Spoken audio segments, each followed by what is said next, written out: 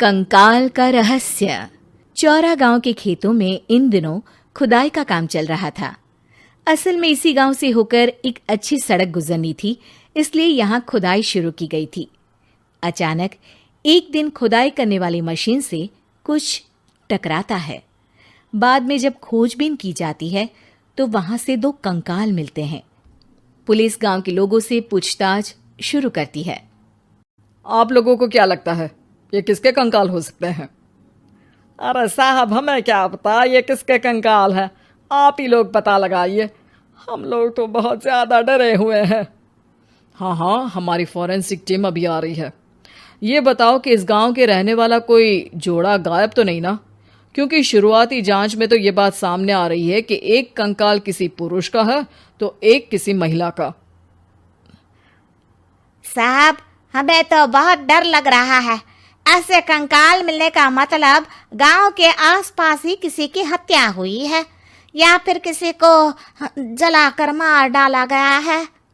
हाँ साहब, हम अपने परिवार को लेकर बहुत ही ज्यादा परेशान हैं।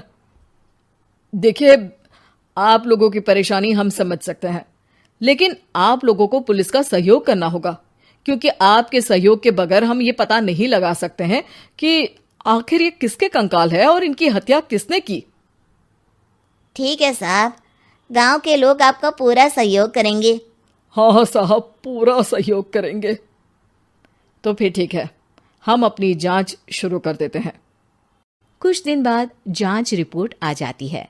पता चलता है कि ये कंकाल करीब 20 साल पुराने हैं, यानी 20 साल पहले किसी जोड़े की हत्या कर शव को यहाँ पर दबा दिया गया था। इंस्पेक्टर राघव, ये बताओ कि 20 साल पहले की मर्डर मिस्ट्री क्या अब सुलझ सकती है? हाँ सर, क्यों नहीं। लेकिन अब सबूत और गवाह काफी मिट गए होंगे। मुश्किल तो होगी, लेकिन शायद किसी परिवार को इंसाफ मिल सके।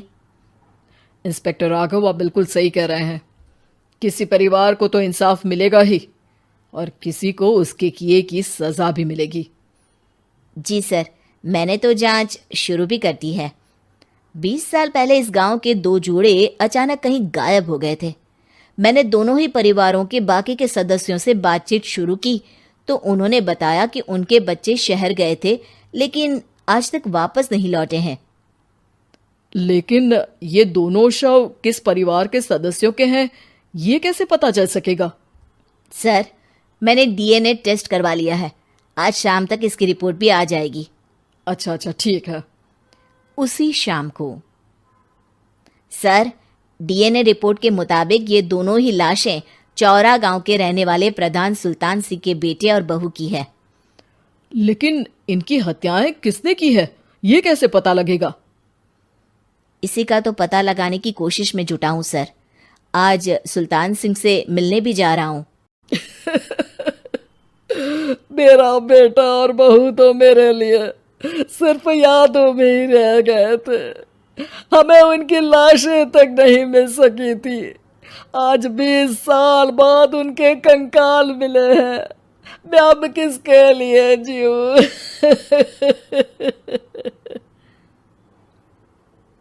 लेकिन सर, क्या आपकी किसी से कोई दुश्मनी थी? अपने बेटे बहू की हत्या के लिए आप किसे जिम्मेदार मान रहे हैं?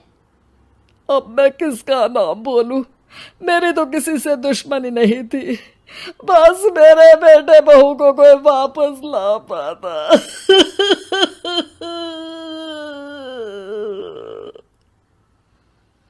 इसके बाद सुल्तान सिंह फूट फूट कर रोना शुरू कर देते हैं। सर, अब आप इनका अंतिम संस्कार करवा सकते हैं। कम से कम इनका शरीर ना सही, इनका कंकाल तो आपको मिला है। लेकिन हाँ, अगर आपको कुछ भी याद आए तो जरूर बताइएगा। मेरी तो बेटा अब उम्र हो गई है, लेकिन मेरे बेटे और बहू के हत्यारों का जरूर पता लगाइएगा, क्योंकि जब तक हत्यारे पकड़े नहीं जाएंगे मेरा मन नहीं मानेगा। सर, हमारी पूरी कोशिश रहेगी हत्यारे को पकड़ने की। लेकिन एक बात बताइए, उस वक्त आपको किस पर शक गया था? उस वक्त मेरे एक ड्राइवर को पकड़ा गया था, लेकिन सबूतों के अभाव में उसे छोड़ दिया गया था। अच्छा, और ड्राइवर पर कैसे शक हुआ था?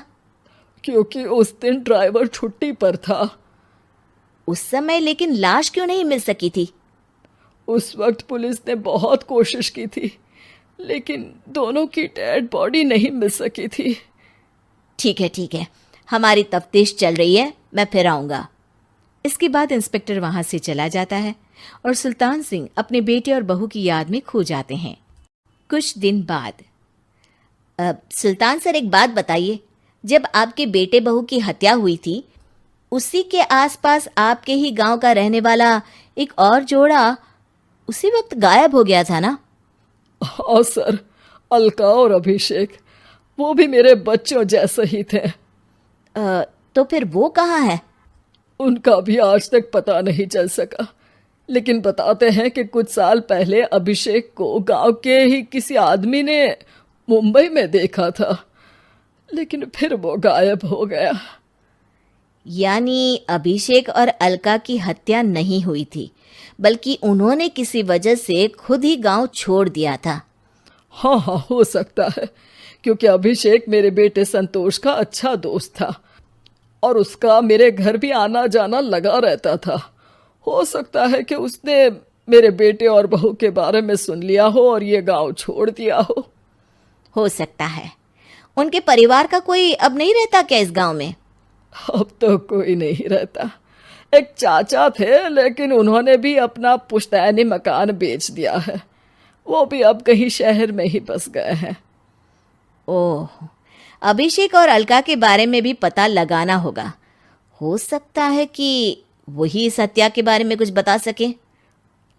हो तो सकता है, लेकिन वो बेचारे तो खुद ही वक्त के मारे थे, वो क्या बताएंगे।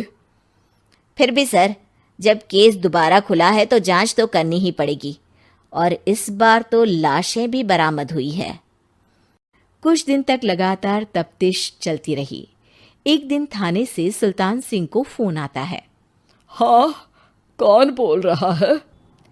सर, मैं कांस्टेबल तुलाराम बोल रहा हूँ थाने से। आपको थाने आना पड़ेगा। थाने? लेकिन क्यों? सर, किसी की पहचान करवानी है। अच्छा ठीक है, मैं दोपहर तक पहुंचता हूँ। सुल्तान सिंह दोपहर में थाने पहुंचता है। कई पुलिस के अधिकारी वहां मौजूद रहते हैं। सर, आपके बेटे की हत्या का रहस्य आज शायद सुलझ जाए। अच्छा इंस्पेक्टर राघव, पर वो कैसे? सर, उस आदमी को देखिए, क्या वही अभिषेक है? सुल्तान सिंह की आंखों में हैरानी से आंसू आ जाते हैं। हाँ सर, यही अभिषेक है। ये आपको कहाँ से मिला? सिर्फ अभिषेक ही नहीं, बल्कि इसकी पत्नी अलका भी इसके साथ है। मैडम, जरा अभिषेक की पत्नी को लाइए। जैसे ही अलका को पेश किया जाता है, सुल्तान सिंह जमीन पर गिर जाते हैं। सुल्तान सर, क्या हुआ आपको? आप अलका को देखकर गिर क्यों गए? सुल्तान सिंह सर पकड़कर बैठ जाते हैं। ये अलका नहीं, बल्कि ये तो मेरी बहू रितु है। पूरा थाना एक दूसरे का मुंह देखने लगता है। क्या? इसके बाद हर किसी को दो कंकाल और हत्या का रहस्य समझ में आ गया। अभिषेक और रितु ने मिलकर संतोष और अलका की हत्या की थी और लाश को जमीन के नीचे दबा दिया था। आज 20 साल बाद इस हत्या का रहस्य खुल सका था कि अवैध प्रेम संबंध में 2 मासूमों की जान गई थी।